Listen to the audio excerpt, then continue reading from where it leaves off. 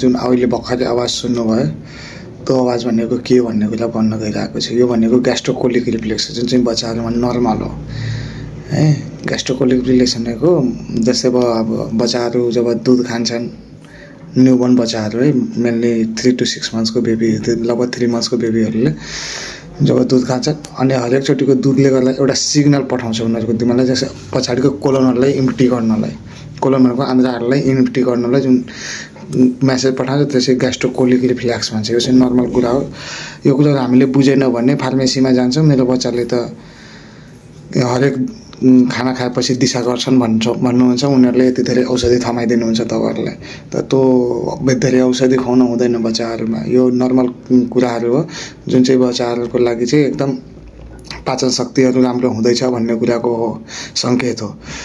र यो चाहिँ खासै यसको लागि उपचार चाहिँ चाहिँदैन है। तर यो चाहिँ इनकेस 3 देखि 6 monthsमा आफै पनि सबसाइड भएन भने बल्ल उपचार गर्नुपर्ने, कति बेला बच्चाको डक्टरलाई भेट्ने भन्ने कुरो हो।